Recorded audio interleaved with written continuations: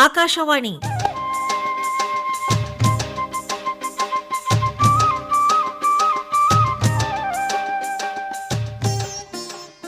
ಕಲ್ಯಾಣ ಕೃಷಿ ಪ್ರಾಯೋಜಿತ ಕಾರ್ಯಕ್ರಮ. ಈ ಕಾರ್ಯಕ್ರಮದ ಪ್ರಾಯೋಜಕರು ಆತ್ಮ ಯೋಜನೆ, ಕೃಷಿ ಇಲಾಖೆ, ಕಲಬುರಗಿ.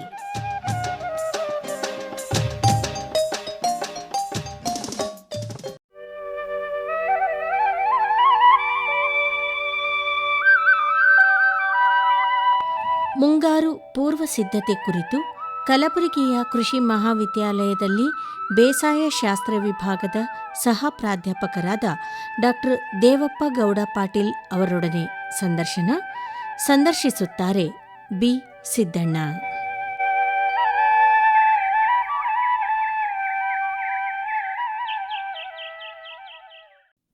ನಮಸ್ಕಾರ ರೈತ ಬಾಂಧವರೇ, ಇವತ್ತಿನ ಕೃಷಿ ರಂಗ ಕಲ್ಯಾಣ ಕೃಷಿ ಕಾರ್ಯಕ್ರಮಕ್ಕೆ ನಿಮಗೆಲ್ಲ ಸ್ವಾಗತ.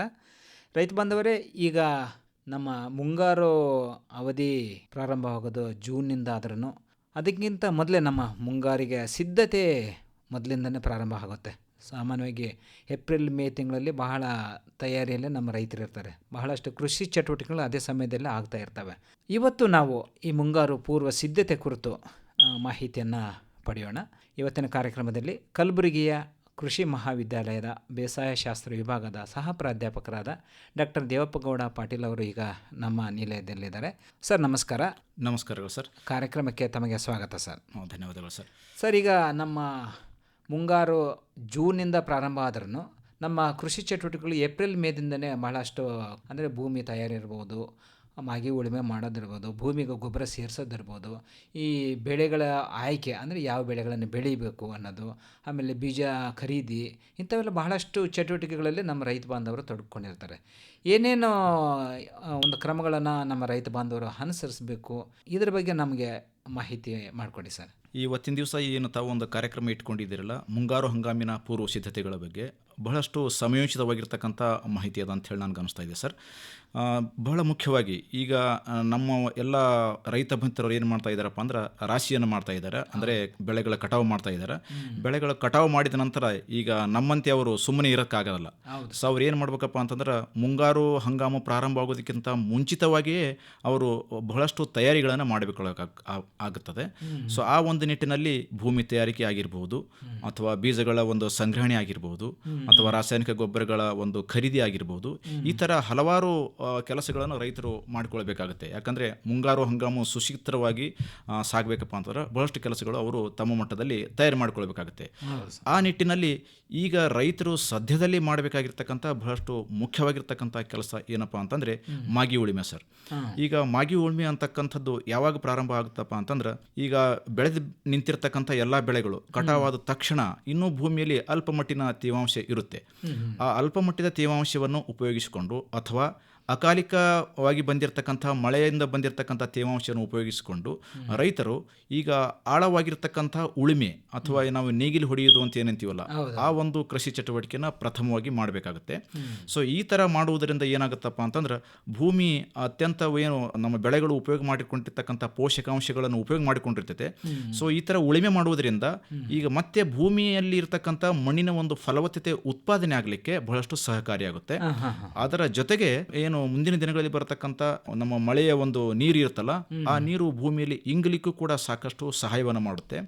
ಆಮೇಲೆ ಅದು ಅಲ್ಲದೆ ಈಗ ನಮ್ಮ ಒಂದು ಕಟಾವು ಮಾಡಿರ್ತಕ್ಕಂಥ ಬೆಳೆಯ ಪಳಿಯುಳಿಕೆಗಳು ಏನಿರ್ತಾವಲ್ಲ, ಅವು ಬೇರುಗಳಾಗಿರ್ಬೋದು, ಕೆಲವೊಂದಿಷ್ಟು ಕಾಂಡಗಳಾಗಿರ್ಬೋದು, ಅಥವಾ ಬೆಳೆಯ ಒಂದು ಡ್ರಾಪಿಂಗ್ಸ್ ಅಥವಾ ನಾವು ಅದರ ಎಲೆ ರೌದಿ ಅಂಥವೆಲ್ಲ ಇರ್ಬೋದು, ಕಸಕಡ್ಡಿಗಳು, ಅವೆಲ್ಲವೂ ಕೂಡ ಭೂಮಿಯಲ್ಲಿ ಸೇರಿಸಲಿಕ್ಕೆ ಒಂದು ಪ್ರಕ್ರಿಯೆ, ಉತ್ತಮವಾಗಿರ್ತಕ್ಕಂಥ ಪ್ರಕ್ರಿಯೆ ಅಂತ ನಾವು ಹೇಳ್ಬೋದು.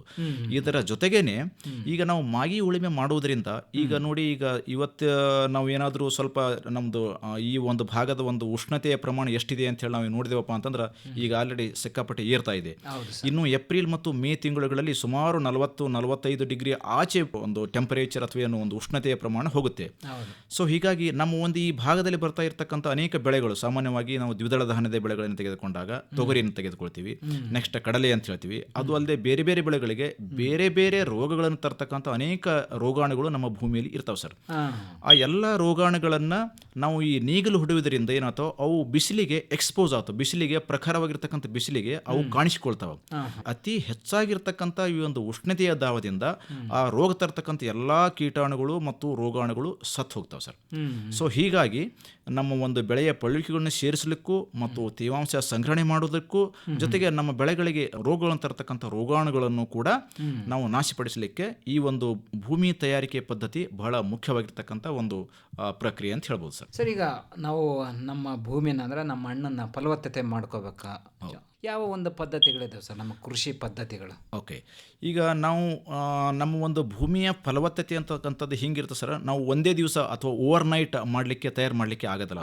ಅದು ಕಾಲಕ್ರಮೇಣವಾಗಿ ನಾವು ಯಾವ ಬೆಳೆಗಳನ್ನು ಬೆಳೀತಾ ಇದ್ದೀವಿ, ಯಾವ ಕೃಷಿ ಪದ್ಧತಿಗಳನ್ನು ಅಳವಡಿಸ್ಕೊಳ್ತಾ ಇದ್ದೀವಿ, ಯಾವ ಗೊಬ್ಬರಗಳನ್ನು ಭೂಮಿಗೆ ಸೇರಿಸ್ತಾ ಇದ್ದೀವಿ ಅನ್ನೋದ್ರ ಮೇಲೆ ಅವಲಂಬಿತವಾಗಿರುತ್ತೆ ಸರ್. ಈಗ ಬಹಳ ಪ್ರಮುಖವಾಗಿರ್ತಕ್ಕಪ್ಪ ಅಂತ ಒಂದು ವಿಷಯ ಏನಪ್ಪ ಅಂದ್ರೆ, ತಮಗೆ ಎಲ್ಲ ಗೊತ್ತಿರಬಹುದು, ಎಲ್ಲ ರೈತ ಮಿತ್ರರಿಗೂ ಕೂಡ ಸಾಕಷ್ಟು ಒಂದು ತಿಳುವಳಿಕೆ ಇರ್ತಕ್ಕಂಥ ಒಂದು ವಿಷಯ ಏನಪ್ಪ ಅಂದ್ರೆ, ನಮ್ಮ ಹಿರಿಯರು ಕೂಡ ಹೇಳ್ತಾ ಇದ್ರು, ನಾವು ಬೆಳೆಗಳನ್ನು ಕಾಲುಗೈ ಮಾಡಬೇಕು. ಅಂದರೆ ಈ ವರ್ಷ ನಾವು ಹಾಕಿರ್ತಕ್ಕಂಥ ಬೆಳೆ ಮುಂದಿನ ವರ್ಷ ಅದು ಆ ಭೂಮಿಗೆ ಹಾಕಲೇಬಾರದು. ಸೊ ನಾವು ಬೆಳೆಗಳನ್ನು ಬದಲಾಯಿಸಬೇಕು, ಬೆಳೆಗಳ ಬದಲಾವಣೆ ಮಾಡಲೇಬೇಕು. ಯಾಕಪ್ಪ ಅಂತಂದ್ರೆ ಬೆಳೆಗಳು ನಾವು ಒಂದೇ ತರನಾಗಿರ್ತಕ್ಕಂಥ ಬೆಳೆಯನ್ನು ಹಾಕ್ತಾ ಹೋದೇವಪ್ಪ ಅಂತಂದ್ರೆ ಅವು ಭೂಮಿಯಲ್ಲಿ ಸೇರಿಸ್ತಕ್ಕಂಥ ಒಂದು ಬೇರಿನ ಒಂದು ಆಳ ಅಂತ ಹೇಳ್ತೀವಲ್ಲ ಸರ್, ಒಂದೇ ತರನಾಗಿರ್ತಕ್ಕಂಥ ಆಳದಲ್ಲಿ ಪದೇ ಪದೇಯಾಗಿ ಬೇರುಗಳು ಬೆಳೀತಾ ಇದ್ವಪ್ಪ ಅಂತಂದ್ರೆ ನಮಗೆ ಆ ಒಂದು ಬೆಳೆಗೆ ಸಿಗಬೇಕಾಗಿರ್ತಕ್ಕಂಥ ಪೋಷಕಾಂಶಗಳ ಮಟ್ಟ ಸಿಗೋದಿಲ್ಲ ಸರ್. ಸೊ ಪೋಷಕಾಂಶಗಳ ಒಂದು ಕೊರತೆಯು ಕೂಡ ನಮ್ಮ ಬೆಳೆಗಳಿಗಾಗುತ್ತೆ, ಒಂದನೇದು. ಎರಡನೇದಾಗಿ ಒಂದೇ ತರನಾಗಿರ್ತಕ್ಕಂಥ ಬೆಳೆಗಳನ್ನು ಬೆಳೆಯುವುದರಿಂದ ಬೆಳೆಯ ಅವಲಂಬಿತ ಕೆಲವೊಂದು ಕೀಟಗಳು ಮತ್ತು ರೋಗಗಳು ಹಾವಳಿ ಖಂಡಿತ ಜಾಸ್ತಿ ಆಗತಕ್ಕಂಥ ಸನ್ನಿವೇಶ ಉದ್ಭವ ಆಗುತ್ತೆ ಸರ್. ಸೊ ಇವನ್ ನಾವು ಪ್ರಿವೆಂಟ್ ಮಾಡಬೇಕು ಅಥವಾ ಹೋಗಲಾಡಿಸ್ಬೇಕಪ್ಪ ಅಂತಂದ್ರೆ ಬೆಳೆಗಳ ಕಾಲುಗೈ ಮಾಡಬೇಕು, ಒಂದನೇದು. ಈಗ ಇನ್ನೊಂದು ವಿಷಯ ಏನಪ್ಪ ಅಂತಂದ್ರೆ, ನಾವು ಒಂದೇ ತರನಾಗಿರ್ತಕ್ಕಂಥ ಸಪೋಸ್ ಏಕದಳ ಧಾನ್ಯದ ಬೆಳೆಗಳು ಅಥವಾ ಏನು ಜೋಳ ಅಥವಾ ಮೆಕ್ಕೆಜೋಳ ಇಂಥ ಬೆಳೆಗಳನ್ನು ಹಾಕ್ತಾ ಹೋದೆವು ಅಂತಂದ್ರೆ ಇವು ಭೂಮಿಗೆ ಸಾವಯವ ಗೊಬ್ಬರಗಳನ್ನು ಅಥವಾ ಬೇರೆ ತರನಾಗಿರ್ತಕ್ಕಂಥ ಗೊಬ್ಬರವನ್ನು ಉತ್ಪಾದನೆ ಮಾಡ್ತಕ್ಕಂಥ ಜಾತಿಗೆ ಸೇರಿರ್ತಕ್ಕಂಥ ಬೆಳೆಗಳಂತೂ ಅಲ್ಲ ಇವು. ಅದರ ಬದಲಾಗಿ ಒಂದು ಸಲ ನಾವು ಏಕದಳ ಧಾನ್ಯದ ಬೆಳೆಗಳು ಮತ್ತೆ ಮುಂದಿನ ಸಲ ನಾವು ದ್ವಿದಳ ಧಾನ್ಯದ ಬೆಳೆಗಳು ಅಂತ ಹೇಳ್ತೀವಲ್ಲ, ತೊಗರಿ, ಹೆಸರು, ಉದ್ದು, ಸೋಯಾಬೀನು, ಕಡಲೆ ಇಂಥ ಬೆಳೆಗಳನ್ನು ನಾವೇನಾದರೂ ಆ ಒಂದು ಜಮೀನಿನಲ್ಲಿ ಬೆಳೆದೇವಪ್ಪ ಅಂತಂದ್ರೆ ಅವು ಒಂದು ನೈಸರ್ಗಿಕವಾಗಿರ್ತಕ್ಕಂಥ ಒಂದು ಕ್ರಿಯೆಯನ್ನು ಆ ಬೆಳೆಗಳಲ್ಲಿ ನಾವು ಕಾಣಬಹುದು ಸರ್. ಏನಪ್ಪಾ ಅಂತಂದ್ರೆ ಈಗ ವಾತಾವರಣದಲ್ಲಿರ್ತಕ್ಕಂಥ ಸಾರಜನಕದ ಗೊಬ್ಬರದ ಪ್ರಮಾಣ ಏನಿರುತ್ತಲ್ಲ, ಸಾರಜನಕ ಅಂತ ಹೇಳಿ ಗಾಳಿ ಇದೆ ಸರ್, ಆ ಗಾಳಿಯನ್ನು ಹೀರಿಕೊಂಡು ಬೆಳೆಯ ಬೇರುಗಳಲ್ಲಿ ಗಂಟುಗಳ ರೂಪದಲ್ಲಿ ಭೂಮಿಗೆ ಸೇರಿಸ್ತಾ ಇರ್ತದೆ ಸರ್. ಅದು ನೈಸರ್ಗಿಕವಾಗಿ ನಮ್ಮ ಒಂದು ಬೆಳೆಗಳಿಗೆ ಸಿಗ್ತಾ ಇರ್ತಕ್ಕಂಥ ಸಾರಜನಕದ ಗೊಬ್ಬರ. ಅದನ್ನು ಇನ್ನೊಂದು ಅತ್ಯಂತ ದೇಶೀಯ ಭಾಷೆಯಲ್ಲಿ ಹೇಳ್ಬೇಕಪ್ಪ ಅಂತಂದ್ರೆ ನೈಸರ್ಗಿಕವಾಗಿ ಸಿಗ್ತಾ ಇರ್ತಕ್ಕಂಥ ಯೂರಿಯಾ ಗೊಬ್ಬರದ ಕಾಳುಗಳ ತರಹ. ಸೊ ಈ ತರನಾಗಿ ನಾವು ಒಂದು ಬೆಳೆಯನ್ನು ಹಾಕಿದೆವಪ್ಪ ಅಂದ್ರೆ ಸುಮಾರು 80ರಿಂದ 100 kg-ಯಷ್ಟು 120 kg-ಯಷ್ಟು ಕೆಲವೊಂದು ಸಂದರ್ಭಗಳಲ್ಲಿ ನಮಗೆ ನೈಸರ್ಗಿಕವಾಗಿ ಸಾವಯವ ಗೊಬ್ಬರವಾಗಿರ್ತಕ್ಕಂಥ ಈ ಸಾರಜನಕದ ಗೊಬ್ಬರವನ್ನು ಪಡೀಲಿಕ್ಕೆ ಅನುಕೂಲವಾಗುತ್ತೆ ಸರ್. ಸೊ ಈ ರೀತಿಯಾಗಿ ಬೆಳೆಗಳಿಗೆ ಬರ್ತಕ್ಕಂಥ ರೋಗಾಳುಗಳನ್ನು ಹೋಗಲಾಡಿಸುವುದಕ್ಕೂ ಮತ್ತು ನಾವು ಈ ಸದ್ಯ ಬೆಳೆದಿರ್ತಕ್ಕಂಥ ಬೆಳೆಗಳಿಗೆ ಸಮತೋಲಿನ ಮಟ್ಟದಲ್ಲಿ ಗೊಬ್ಬರಗಳ ಲಭ್ಯವಾಗುವುದಕ್ಕೂ ಜೊತೆಗೆ ನೈಸರ್ಗಿಕವಾಗಿ ನಮ್ಮ ಭೂಮಿಯ ಫಲವತ್ತತೆಯನ್ನು ಹೆಚ್ಚು ಮಾಡಲಿಕ್ಕೂ ಈ ತರಾಗಿ ಬೆಳೆಗಳ ಕಾಲುಗೈ ಮಾಡ್ಕೊಂತ ಹೋದೇವಪ್ಪ ಅಂತಂದ್ರೆ ಬಹಳಷ್ಟು ಅನುಕೂಲವಾಗುತ್ತೆ ಸರ್. ಸರ್, ತಾವು ಹೇಳಿದ್ರೆ ಸಾವಯವ ಗೊಬ್ಬರಗಳನ್ನು ಬಳಸಬೇಕು ಅಂತಂತೇಳಿ. ನಮ್ಮ ರೈತ ಬಾಂಧವರು ಬಹಳಷ್ಟು ಏನು ಮಾಡ್ತಾರೆ ಅಂದರೆ ಬಹಳ ಸುಲಭವಾಗಿ ಸಿಗುವಂಥ ರಾಸಾಯನಿಕ ಗೊಬ್ಬರಗಳನ್ನು ತಂದು ಭೂಮಿಗೆ ಬಳಸುವಂಥದ್ದು ನಾವು ನೋಡಿದ್ದೀವಿ. ಇದರಿಂದ ಭೂಮಿಯ ಫಲವತ್ತತೆ ಹಾಳಾಗ್ತದೆ ಅನ್ನೋದು ಅದು ಬಹಳಷ್ಟು ಈಗ ತಮ್ಮಂಥ ವಿಜ್ಞಾನಿಗಳು ಹೇಳ್ತಾ ಇರ್ತಾರೆ. ಈಗ ಸಾವಯವ ಗೊಬ್ಬರಗಳಂತ ನಾವು ಯಾವನ್ನ ಬಳಕೆ ಮಾಡಬೇಕಾಗುತ್ತೆ? ಸಾವಯವ ಗೊಬ್ಬರಗಳು ಯಾವ್ಯಾವ ಅನ್ನೋದು ಬಹಳ ಮುಖ್ಯವಾಗಿರ್ತಕ್ಕಂಥ ಪ್ರಶ್ನೆ ಸರ್. ಇತ್ತೀಚಿನ ದಿನಗಳಲ್ಲಿ ನಮ್ಮ ರೈತರು ಕೂಡ ಸ್ವಲ್ಪ ಮಟ್ಟಿನ ಒಂದು ಅಲಕ್ಷ್ಯ ಅಥವಾ ಮೈಗಳತನ ಅಂತ ಹೇಳಿ ಅಳವಡಿಸ್ಕೊಂಡಿದ್ದಾರೆ ಅಂತ ನಾವು ಕೂಡ ಹೇಳ್ಬೋದು. ಯಾಕಂದ್ರೆ ನಾವು ನೋಡ್ತಾ ಇರ್ತೀವಿ. ಸೊ ಏನಾಗಿದೆಯಪ್ಪ ಅಂದ್ರೆ ರೈತರು ಯಾರು ತಮ್ಮ ಹೊಲದಲ್ಲೇ ಸಿಗ್ತಾ ಇರ್ತಕ್ಕಂಥ ಯಾವುದೇ ತರನಾಗಿರ್ತಕ್ಕಂಥ ಸಾವಯವ ಪಳಿಯುಳಿಕೆಗಳು, ಅವು ಬೆಳೆಯ ಕಟಾವಾದ ನಂತರ ನಮಗೆ ಸಿಗ್ತಾ ಇರ್ತಕ್ಕಂಥ ಬೆಳೆಯ ಕಾಂಡಗಳಾಗಿರ್ಬೋದು, ಬೆಳೆಯ ಬೇರುಗಳಾಗಿರ್ಬೋದು, ಅಥವಾ ಹುಲ್ಲಿನ ಜಾತಿಗೆ ಸೇರಿರ್ತಕ್ಕಂಥ ಅನೇಕ ಗಿಡ ಮರಗಳಾಗಿರ್ಬೋದು, ಅವುಗಳನ್ನು ತಂದು ಅವನ್ನು ಸರಿಯಾದ ಒಂದು ಪಿಟ್ ಅಥವಾ ಒಂದು ನಾವು ತಗ್ಗು ಪ್ರದೇಶದಲ್ಲಿ ಹಾಕಿ ಅದನ್ನು ನಾವು ಗೊಬ್ಬರವನ್ನಾಗಿ ಪರಿವರ್ತನೆ ಮಾಡಲಿಕ್ಕೆ ಸಾಧ್ಯತೆ ಇದೆ ಸರ್. ಸೊ ಆ ಥರ ನಾವು ಏನಾದರೂ ಗೊಬ್ಬರವನ್ನು ಪರಿವರ್ತನೆ ಪ್ರತಿಯೊಂದು ಬೆಳೆಯಿಂದ ಬರ್ತಕ್ಕಂಥ ಬೆಳೆಯ ಪಳೆಯುಳಿಕೆಗಳನ್ನು ಉಪಯೋಗ ಮಾಡ್ಕೊಂಡೇವಪ್ಪ ಅಂದ್ರೆ ಅದರಿಂದ ಏನು ಒಂದು ಉತ್ಪಾದನೆ ಮಾಡ್ತೀವಲ್ಲ ಗೊಬ್ಬರ, ಆ ಗೊಬ್ಬರವನ್ನು ನಾವು ಸಾವಯವ ಗೊಬ್ಬರ ಅಂತ ಹೇಳಿ ನಾವು ಹೇಳ್ತೀವಿ ಸರ್. ಆ ಸಾವಯವ ಗೊಬ್ಬರಗಳಲ್ಲಿ ಅನೇಕ ತರನಾಗಿರ್ತಕ್ಕಂಥ ಒಂದು ತಯಾರಿಕಾ ವಿಧಾನಗಳು ಅದಾವೆ ಸರ್.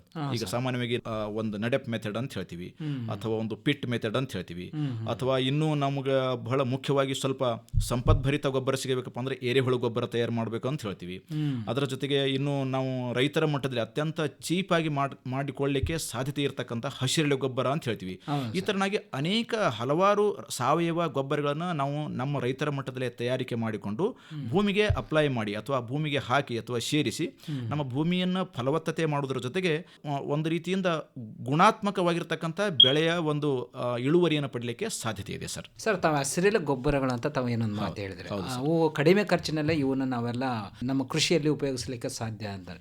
ಯಾವ್ಯಾವ ಆ ಥರ ಹಸಿರೆಲೆ ಗೊಬ್ಬರಗಳು ನಮಗೆ ಲಭ್ಯ ಇದ್ದಾವೆ, ಅವನ್ನ ಯಾವ ರೀತಿ ನಾವು ಭೂಮಿಗೆ ಸೇರಿಸಿದ್ರೆ ನಮ್ಮ ಭೂಮಿಯ ಫಲವತ್ತತೆಯನ್ನು ಹೆಚ್ಚು ಮಾಡಬಹುದು? ಇದು ಬಹಳ ಉತ್ತಮವಾಗಿರ್ತಕ್ಕಂಥ ಪ್ರಶ್ನೆ ಸರ್. ಆ್ಯಕ್ಚುಲಿ ಇದು ಈಗ ರೈತರು ಸಾಮಾನ್ಯವಾಗಿ, ಈಗ ನಾನೊಬ್ಬ ರೈತ ಇದ್ದೀನಿ, ನಾನು ಏನು ಮಾಡ್ತಾ ಇದ್ದೀನಪ್ಪ ಅಂತಂದರೆ ನನ್ನಲ್ಲಿ ನಾನು ಗೊಬ್ಬರವನ್ನು ತಯಾರು ಮಾಡಿಕೊಂಡಿಲ್ಲ, ಅದಕ್ಕಾಗಿ ನಾನು ಬೇರೆ ರೈತರಿಂದ ಅದನ್ನು ಖರೀದಿ ಮಾಡಿ ನಮ್ಮ ಭೂಮಿಗೆ ಹಾಕ್ತೀನಪ್ಪ ಅಂತಂದ್ರೆ ಅದು ಬಹಳ ಕಾಸ್ಟ್ಲಿ ಆಗುತ್ತೆ ಸರ್. ಅಂದ್ರೆ ಅದ್ರದ್ದು ಬೆಲೆ ಅಂತ ಅಂತೀವಲ್ಲ, ಬಹಳಷ್ಟು ಕಾಸ್ಟ್ ಆಫ್ ಕಲ್ಟಿವೇಶನೇ ಜಾಸ್ತಿ ಆಗುತ್ತೆ, ನಮ್ಮ ಕೃಷಿ ಖರ್ಚು ಜಾಸ್ತಿ ಆಗುತ್ತೆ ಸರ್.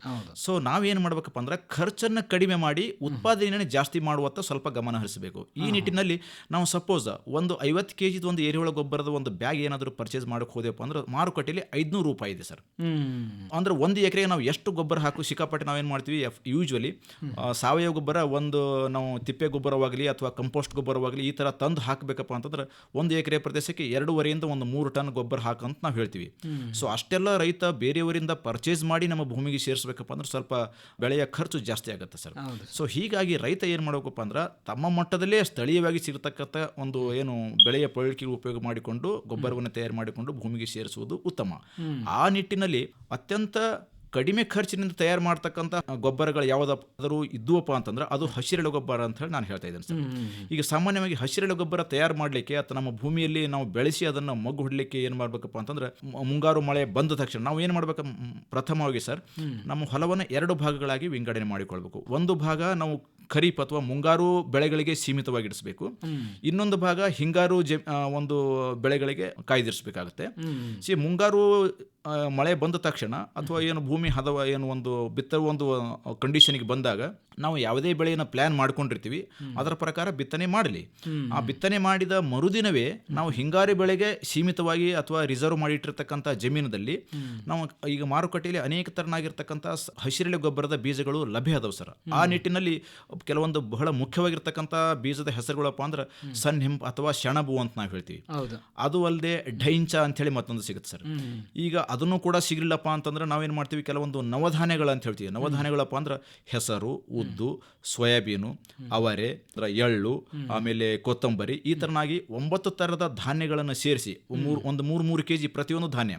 ಸೊ ಈ ಥರಾಗಿ ಅವು ಮುಖ್ಯವಾಗಿರ್ತಕ್ಕಂಥ ಬೆಳೆಗಳು ಸೆಣಬು ಮತ್ತು ಡೈಂಚ ಸಿಕ್ಕರೆ ಸಾಕು. ಸಿಗದೇ ಇದ್ದ ಪಕ್ಷದಲ್ಲಿ ಈ ಥರನಾಗಿ ದ್ವಿದಳ ಧಾನ್ಯದ ಜಾತಿಗೆ ಸೇರಿರ್ತಕ್ಕಂಥ ಬೇರೆ ಬೇರೆ ಜಾತಿಯ ಏನು ಬೀಜಗಳನ್ನು ಸೇರಿಸಿ ನಾವು 1 ಎಕರೆ ಪ್ರದೇಶಕ್ಕೆ ಸುಮಾರು 20 ರಿಂದ 25 kg ಅಷ್ಟು ಬೀಜ ಬೇಕಾಗುತ್ತೆ ಸರ್.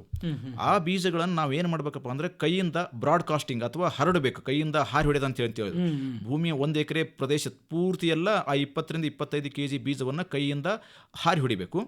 ಅದಾದ ನಂತರ ಅತ್ಯಂತ ಹಗುರವಾಗಿ ಆ ಕೈ ಒಂದು ಮೇಳಿ ಅಂತ ಹೇಳ್ತೀವಿ ನಾವು, ಗಳೆ ಹೊಡೆದ ಅಂತ ಹೇಳ್ತೀವಿ ನಾವು ಯೂಶಲಿ ಉಳಿಮೆ, ಅದರ ಮೇಲೆ ಮೇಳಿ ಮ್ಯಾಗ ಕೈ ಇಟ್ಟು ಸಾವಕಾಶವಾಗಿ ಆ ಮೇಲೆ ಬಿದ್ದಿರ್ತಕ್ಕಂಥ ಬೀಜಗಳನ್ನು ಭೂಮಿಯ ಒಳಗಡೆ ಸೇರಿಸಲಿಕ್ಕೆ ಎಷ್ಟು ಒಂದು ಇದು ಬೇಕು ಫೋರ್ಸ್ ಅಥವಾ ಒಂದು ಶಕ್ತಿ ಅಷ್ಟನ್ನೇ ಉಪಯೋಗ ಮಾಡಿಕೊಂಡು ಆ ಬೆಳೆಯ ಬೀಜಗಳನ್ನು ಭೂಮಿಯಲ್ಲಿ ಸೇರಿಸಬೇಕು. ಈ ಥರ ಮಾಡಿದ ನಂತರ ಬೆಳೆಗಳು ಅವು ಯಾವ ಜಾತಿಗೆ ಸೇರಿರ್ತಕ್ಕಂದ್ರೆ ಬಹಳಷ್ಟು ಫಾಸ್ಟ್ ಆಗಿ ಬೆಳಿತಾ ಇವು, ಬಹಳಷ್ಟು ವಿಗರಸ್ ಆಗಿ ಮತ್ತು ಅತ್ಯಂತ ತೀವ್ರ ಗತಿಯಲ್ಲಿ ಬೆಳೀತಾ ಇರತಕ್ಕಂಥ ಬೆಳೆಗಳು. ಈಗ ಸಾಮಾನ್ಯವಾಗಿ ನಮ್ಮ ತೊಗರಿ ಬೆಳೆಯನ್ನು ನಾವು ತೆಗೆದುಕೊಂಡಾಗ 1 ತಿಂಗಳಲ್ಲಿ ಅದು ಎಷ್ಟು ಬೆಳೀತಪ್ಪ ಅಂತಂದ್ರೆ 1 ರಿಂದ 1.5 ಫೀಟ್ ಅಷ್ಟೇ ಬೆಳೀತೆ ಸರ್. ಆದರೆ ಈ ಸೆಣಬು ಮತ್ತು ಡೈಂಚ ಈ ಬೆಳೆಗಳನ್ನು ನಾವು ಏನಾದರೂ ತೆಗೆದುಕೊಂಡಿವಪ್ಪ ಅಂತಂದ್ರೆ ಸುಮಾರು 30 ದಿವಸಗಳಲ್ಲಿ ನಿಮ್ಮ ಒಂದು ಚೆಸ್ಟ್ ಹೈಟ್ ಅಂದ್ರೆ 1 ರಿಂದ 1.5 ಮೀಟರ್ದಷ್ಟು ಎತ್ತರವಾಗಿ ಬೆಳೀತಕ್ಕಂಥ ಒಂದು ಸಾಧ್ಯತೆ ಇರುತ್ತೆ ಸರ್. ಸೊ ಆ ತರನಾಗಿ ಬೆಳೆದಾಗ ಅವು ಮುಂದೆ 40 ದಿವಸಗಳಾದ್ಮೇಲೆ ಹೂವಿಗೆ ಬರ್ತಕ್ಕಂಥ ಸಾಧ್ಯತೆ ಸಾಧ್ಯತೆ ಇರುತ್ತೆ ಸರ್. ಸೊ ಹೂವಿಗೆ ಅಂದ್ರೆ ಅಲ್ಲೊಂದು ಇಲ್ಲೊಂದು ಹೂವು ಅಂದ್ರೆ ಒಂದು 5% ಹೂವುಗಳು ಆ ಜಮೀನಿನಲ್ಲಿ ನೀವೇನಾದ್ರೂ ಕಂಡ್ರಪ್ಪ ಅಂತಂದ್ರೆ ಅದು ಆ ಒಂದು ನಾವು ಬೆಳೆದಿರ್ತಕ್ಕಂಥ ಸೆಣಬು ಅಥವಾ ಢೈಂಚ ಅದನ್ನ ಭೂಮಿಗೆ ಸೇರಿಸಲಿಕ್ಕೆ ಅತ್ಯಂತ ಸಕಾಲವಾಗಿರ್ತಕ್ಕಂಥ ಸಮಯ ಸರ್. ಯಾಕಂದ್ರೆ ನೀವು ಹೂವು ಆಗ್ಯದ ಅಂತೇಳಿ ಇನ್ನೂ ಸ್ವಲ್ಪ ಬಿಟ್ಟಿರಪ್ಪ ಅಂತಂದ್ರೆ ಅದರಲ್ಲಿ ನಾರಿನಂಶ ಒಂದು ಅಭಿವೃದ್ಧಿ ಆಗುತ್ತೆ ಸರ್. ನಾರು ಏನಾದ್ರೂ ಆಯ್ತಪ್ಪ ಅಂದ್ರೆ ಅದು ಮುಂದೆ ಬೇಗ ಕಳಿಲಿಕ್ಕೆ ಸಾಧ್ಯತೆ ಆಗೋದಿಲ್ಲ. ಸೊ ಹೀಗಾಗಿ ಆ ನಾರಿನಂಶ ಆ ಒಂದು ಬೆಳೆಯಲ್ಲಿ ಡೆವಲಪ್ ಆಗೋದಕ್ಕಿಂತ ಮುಂಚೆನೆ ನಾವು ಅಲ್ಲೊಂದು ಇಲ್ಲೊಂದು ಹೂವು ಒಂದು 5% ಹೂವು ಕಂಡಾಗ ಅದನ್ನ ನಾವು ನಮ್ಮ ಟ್ರ್ಯಾಕ್ಟರ್ ನೇಗಿಲದಿಂದಾಗಲಿ ಅಥವಾ ರೋಟಾವೇಟರ್ ಯೂಸ್ ಮಾಡಿ ಆಗೋದಾಗಲಿ ಅಥವಾ ನಾವು ಎತ್ತುಗಳಿಂದ ಕೂಡಿರ್ತಕ್ಕಂಥ ನೇಗಿಲು ಅದರಿಂದ ಕೂಡ ಯೂಸ್ ಮಾಡಿಕೊಂಡು ಅದನ್ನ ಭೂಮಿಯಲ್ಲಿ ಮಗ್ಗು ಹೊಡಿಬೇಕು ಸರ್ ನಾವು. ಸೊ ಆ ತರ ಭೂಮಿಯಲ್ಲಿ ಅದನ್ನ ನಾವೇನಾದರೂ ಸೇರಿಸಿದೇವಪ್ಪ ಅಂತಂದ್ರೆ 1 ಎಕರೆ ಪ್ರದೇಶದಿಂದ ನಮಗೆ ಎಷ್ಟೊಂದು ಗೊಬ್ಬರ ಬರ್ತಪ್ಪ ಅಂದ್ರೆ ಸರ್ ಮಿನಿಮಮ್ 1 ಎಕರೆಗೆ 5 ರಿಂದ 6 ಟನ್ನದಷ್ಟು ಗೊಬ್ಬರವನ್ನು ನಾವು ಜಮೀನಿಗೆ ಸೇರಿಸಿದಂಗೆ ಆಗುತ್ತೆ. ಸೊ ಈ ತರ ನಾವು ಜಮೀನಿಗೆ 5 ರಿಂದ 6 ಟನ್ ಒಂದು ಸೀಸನ್ದಾಗಿ ಸೇರಿಸಿಕೊಂಡು ಹೋದೆವಪ್ಪ ಅಂತಂದ್ರೆ ನಮ್ಮ ಭೂಮಿಯಲ್ಲಿ ಇರ್ತಕ್ಕಂಥ ರಾಸಾಯನಿಕ ಗುಣಧರ್ಮಗಳು ಆಮೇಲೆ ಭೌತಿಕ ಗುಣಧರ್ಮಗಳು ಜೊತೆಗೆ ಜೈವಿಕ ಗುಣಧರ್ಮಗಳು ಎಲ್ಲವೂ ಕೂಡ ಇಂಪ್ರೂವ್ ಆಗ್ತವೆ, ಅಂದ್ರೆ ಅಭಿವೃದ್ಧಿ ಆಗ್ತವೆ ಸರ್. ಸೊ ಈ ರೀತಿ ಅಭಿವೃದ್ಧಿ ಆದವಪ್ಪ ಅಂದ್ರೆ ನಮ್ಮ ಮಣ್ಣು ಮೊದಲು ಅತ್ಯಂತ ಬರಡು ಮಣ್ಣಿತ್ತಲ್ಲ ಅದು ಸಜೀವ ಮಣ್ಣಾಗಿ ಪರಿವರ್ತನೆ ಆಗಲಿಕ್ಕೆ ಕಾರಣೀಭೂತವಾಗುತ್ತೆ ಸರ್. ಈ ಸಜೀವ ಮಣ್ಣಿನಲ್ಲಿ ನಮ್ಮ ಬೆಳೆಗಳಿಗೆ ಬೇಕಾಗತಕ್ಕಂಥ ಉಪಯೋಗಕಾರಿ ಜೀವಾಣುಗಳ ಸಂಖ್ಯೆ ವೃದ್ಧಿ ಆಗುತ್ತೆ ಸರ್. ಅವು ನಮ್ಮ ಜಮೀನಿನಲ್ಲಿ ಇರ್ಲಿಕ್ಕೆ ಸಾಧ್ಯತೆ ಇರಲ್ಲ. ಯಾವಾಗಪ್ಪ ಅಂದ್ರೆ ನಾವು ಯಾವುದೇ ಸಾವಯವ ಗೊಬ್ಬರಗಳನ್ನು ಭೂಮಿಗೆ ಸೇರಿಸಲಿಲ್ಲಪ್ಪ ಅಂತಂದ್ರೆ ಅವು ಸತ್ತು ಹೋಗ್ತವೆ ಸರ್. ಉಪಯೋಗಕಾರಿ ಜೀವಾಣುಗಳ ಸಂಖ್ಯೆ ಬಹಳಷ್ಟು ಕಡಿಮೆ ಆಗ್ತದೆ. ನಮ್ಮ ಭೂಮಿಯಲ್ಲಿ ಬೆಳೆದಿರ್ತಕ್ಕಂಥ ಬೆಳೆಗಳು ಹೆಚ್ಚು ಆದಾಯ ಅಥವಾ ಇಳುವರಿ ಯಾವಾಗ ಕೊಡ್ತಾವಪ್ಪ ಅಂತಂದ್ರೆ ಅವು ಕೂಡ ಕೆಲವೊಂದು ಸೂಕ್ಷ್ಮಾಣುಜೀವಿಗಳಿಂದ ಉಪಯೋಗ ಆಗಬೇಕು ಅದಕ್ಕೆ. ಏಕಪ್ಪ ಅಂತಂದ್ರೆ ನಾವು ಹಾಕಿರ್ತಕ್ಕಂಥ ಯಾವುದೇ ಗೊಬ್ಬರವು ಅದರ ಒಂದು ರಾಸಾಯನಿಕ ಕ್ರಿಯೆಗಳ ಪರಿವರ್ತನೆಯಾಗಿ ನಮ್ಮ ಬೆಳೆಗಳಿಗೆ ಸಿಗಬೇಕಪ್ಪ ಅಂದ್ರೆ ಉಪಯೋಗಕಾರಿ ಜೀವಾಣುಗಳ ಸಂಖ್ಯೆನೂ ಕೂಡ ಸಾಕಷ್ಟು ಇರಬೇಕಾಗುತ್ತೆ. ಸೊ ಆ ನಿಟ್ಟಿನಲ್ಲಿ ನಾವು ಸಾವಯವ ಗೊಬ್ಬರ ಸೇರಿಸ್ತಾ ಹೋದೇವಪ್ಪ ಅಂತಂದ್ರೆ ಆ ಒಂದು ಜೀವಿಗಳಿಗೆ ಈ ಉಪಯೋಗಕಾರಿಯಾಗಿರ್ತಕ್ಕಂಥ ಏನು ಒಂದು ಸಾವಯವ ಗೊಬ್ಬರ ದೊರೆತು ಅವುಗಳ ಸಂಖ್ಯೆ ವೃದ್ಧಿ ಆಗ್ತದೆ. ಅವುಗಳ ಸಂಖ್ಯೆ ವೃದ್ಧಿ ಆಯ್ತಪ್ಪ ಅಂದ್ರೆ ಮುಂದೆ ನಾವು ಹಾಕಿರ್ತಕ್ಕಂಥ ಯಾವುದೇ ರಾಸಾಯನಿಕ ಗೊಬ್ಬರಗಳನ್ನು ಪರಿವರ್ತನೆಯಾಗಿ ನಮ್ಮ ಬೆಳೆಗಳಿಗೆ ಸಿಗಲಿಕ್ಕೆ ಕಾರಣೀಭೂತವಾಗುತ್ತದೆ. ಸೊ ಹೀಗಾಗಿ ನಮ್ಮ ಬೆಳೆಗಳಿಗೆ ಎಲ್ಲ ಅವಶ್ಯಕ ಪೋಷಕಾಂಶಗಳು ದೊರೆತಂಗಾಗುತ್ತೆ ಸರ್. ಒಂದನೇದು. ಎರಡನೇ ಬಹಳ ಮುಖ್ಯವಾಗಿರ್ತಕ್ಕಂಥ ವಿಷಯ ಏನಪ್ಪಾ ಅಂದ್ರೆ ಸರ್ ನಾವು ಈ ಒಂದು ಒಣ ಬೇಸಾಯ ಪ್ರದೇಶದಲ್ಲಿ ಇರ್ತಾ ಇರೋದ್ರಿಂದ ಬಹಳಷ್ಟು ಜನ ರೈತರು ಈಗ ಲಘು ಪೋಷಕಾಂಶಗಳು ಅಂತ ಹೇಳ್ತೀವಿ, ಅತ್ಯಂತ ಸೂಕ್ಷ್ಮ ಪೋಷಕಾಂಶಗಳು ಅಂತ ಹೇಳ್ತೀವಿ, ಅವನ್ನ ಯಾರು ರೈತರು ಅಪ್ಲೈ ಮಾಡೋದಿಲ್ಲ. ಸೊ ಈ ತರ ನಾವು ಸಾವಯವ ಗೊಬ್ಬರಗಳನ್ನು ಭೂಮಿಗೆ ಪದೇ ಪದೇ ಸೇರಿಸ್ತಾ ಹೋದೇವಪ್ಪ ಅಂತಂದ್ರೆ ನಮ್ಮ ಜಮೀನಿಗೆ ಮುಖ್ಯ ಪೋಷಕಾಂಶಗಳ ಜೊತೆಗೆ ಲಘು ಪೋಷಕಾಂಶಗಳು ಕೂಡ ಸಿಕ್ಕು ನಮ್ಮ ಬೆಳೆ ಚೆನ್ನಾಗಿ ಬೆಳೀತದೆ. ಎರಡನೇದು.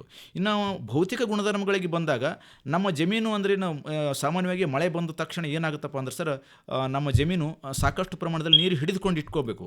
ಆದರೆ ಈ ನಮ್ಮ ಜಮೀನಿನಲ್ಲಿ ಸಾವಯವ ಅಂಶ ಇರದೇ ಇರೋದ್ರಿಂದ ಸಾವಯವ ಗೊಬ್ಬರ ಹಾಕದೇ ಇರೋದ್ರಿಂದ ಬಂದಿರತಕ್ಕಂಥ ನೀರು ಸರಾಗವಾಗಿ ಭೂಮಿಯಿಂದ ಹರಿದುಕೊಂಡು ಬೇರೆಯವರ ಜಮೀನಿಗೆ ಹೋಗತಕ್ಕಂಥ ಸಾಧ್ಯತೆ ಜಾಸ್ತಿ ಇರ್ತದೆ ಸರ್.